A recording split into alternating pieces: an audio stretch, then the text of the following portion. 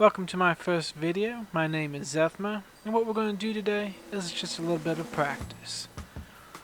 Now I've recorded myself doing some exercises and we're about to get that started. Now grab any piece of paper, any type of pen or pencil you would like to use, and we're going to go ahead and get started.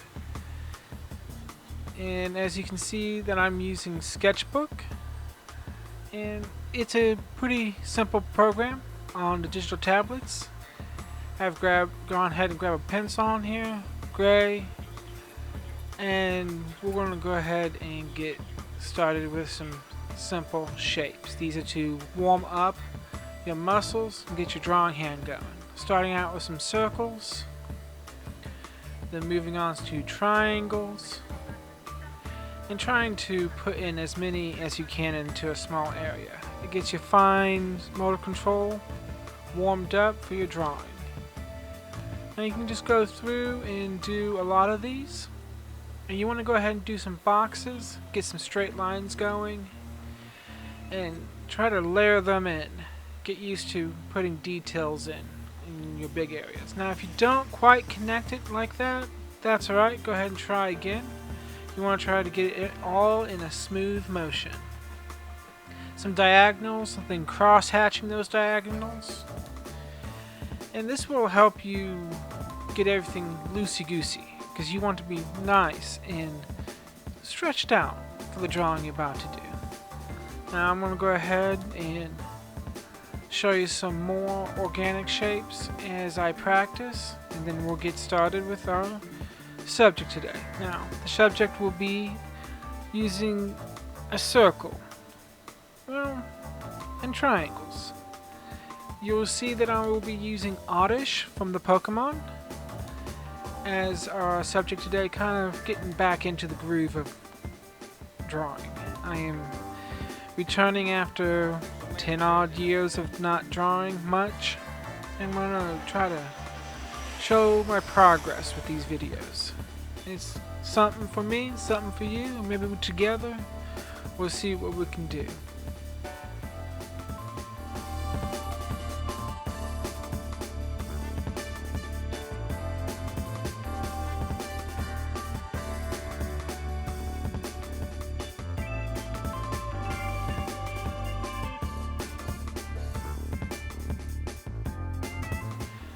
Now that you have all warmed up, and as you can see, I can have all kinds of shapes.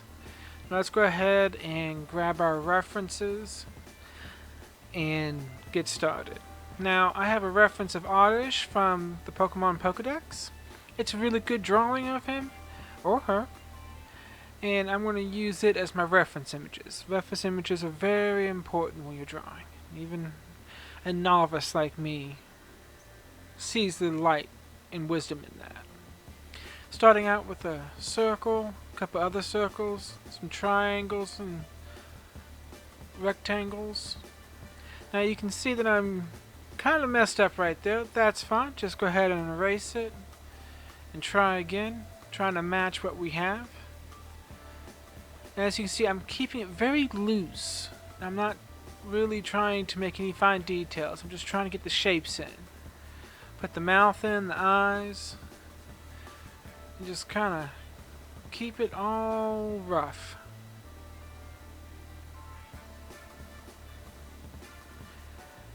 Now I've gone ahead and lightened it up with a soft eraser, and digitally you can do this a lot better, but again with traditional you just do that. Now we're going to go ahead and use a harder pencil to roughen what we've put in. This will let us refine the edges and kind of know what we're doing. Now I've kind of done my own little piece of artwork right here, my own choices with the lips.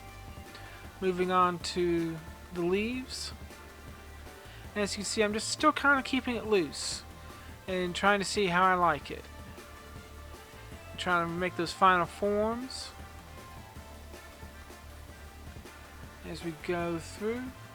Now this long one, I was working with the angles and turning the page around to work with how my wrist works. Now I noticed that I would like to add a few more leaves, kind of add my own style to this. So I went ahead and did that. And I didn't quite like how that leaf turned out, and that's okay. Go ahead and erase it, never committing to anything at this stage. This is just roughing stuff in. Now that I like it, we're gonna grab a pen on a new layer. For you, you would take a soft eraser and kind of go through and get rid of all the blue.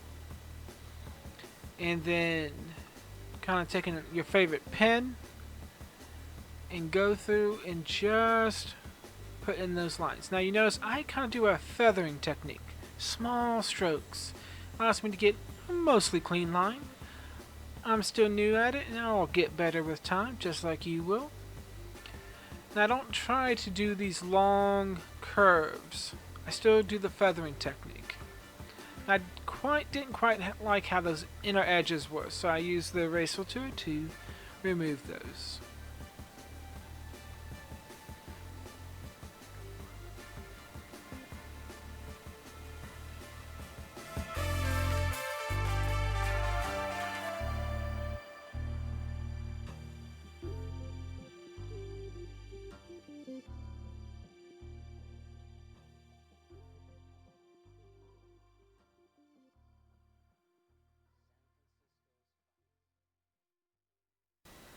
As you can see, I'm still turning the page around, trying to work with how my hands naturally move.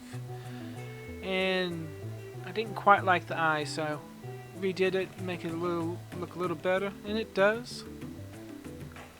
So let's go ahead and speed through the rest of this inking, and you keep up to your own pace. Pause it if you need to, or just keep watching if you're just wanting to watch. As you can see, I'm just laying over ink over what I've already done.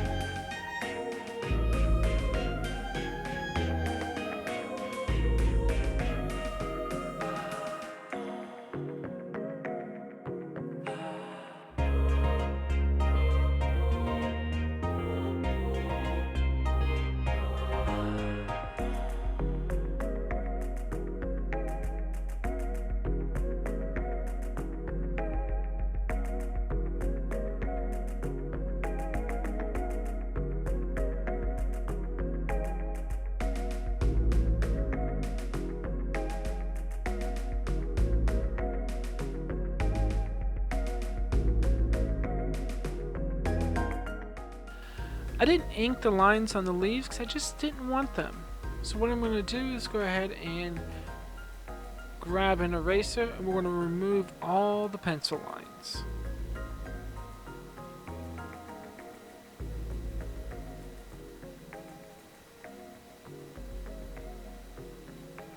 And just like that, we have a inked design.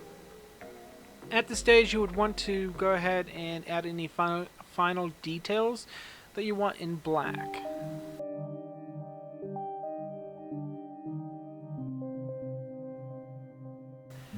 Okay, I'm going to go ahead and grab a brush and then the color of my choice being the base color.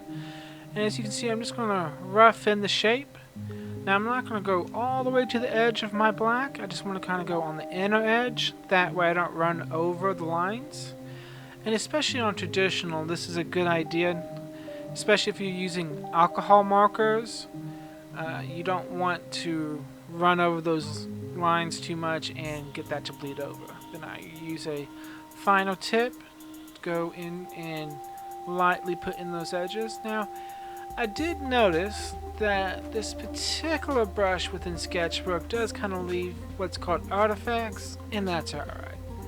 I think it adds a little character. Now, you run over like this, and if you can, go ahead and try to weasel those out, erase them. Some mediums don't allow you to do that, and that's alright, just you kind of work with it. Runs a little over, maybe you run over on the edges on a little bit of everything. Make it an aesthetic. Something that is uniquely you. So just go ahead and continue around, just laying in all that nice little blueberry blue. And next up is the green of the leaves. We'll go ahead and just fill those in.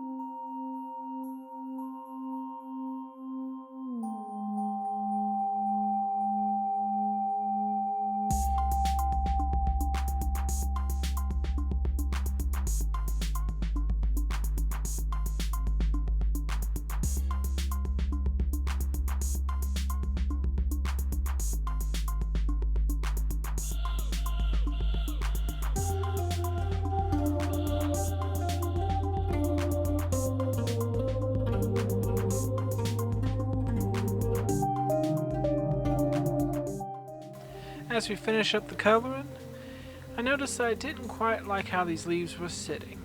So I'll go ahead and try to fix that up by expanding his head around, kind of completing the circle, then going through a couple different iterations of how the leaves are sitting. I do finally settle on a bit of a jagged edge, which allows me to edit that when I go into the shading part of the painting.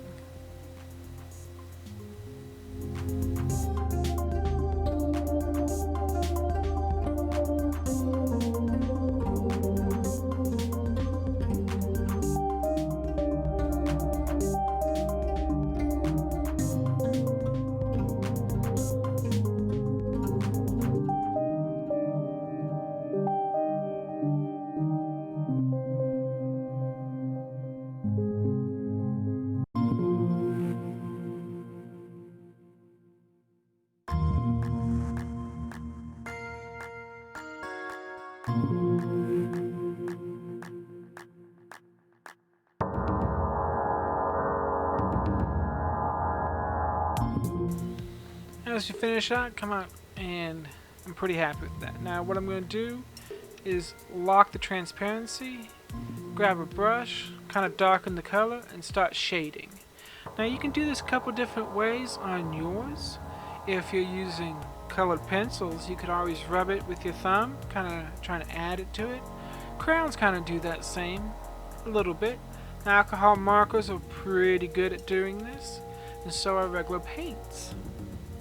Digitally, it makes it a little bit easier to kind of put the shading in, and you'll see that I'm kind of smudging it out. And just like how you do with your thumb across crowns or pencils, I'm just kind of shading it with my smudger. Now let me go ahead and finish this up, and I'll meet you at the end.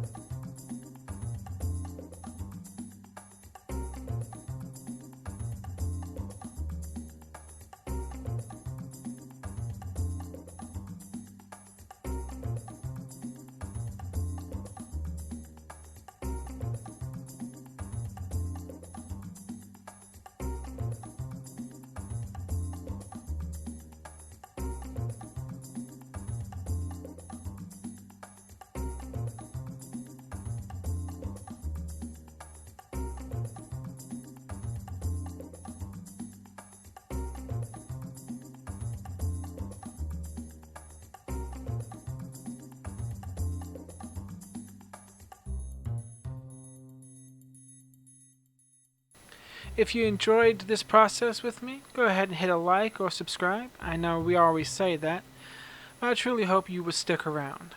Now, I do believe that we can all enjoy our art habit together, and I believe in you, and I believe that you can get better just like I will.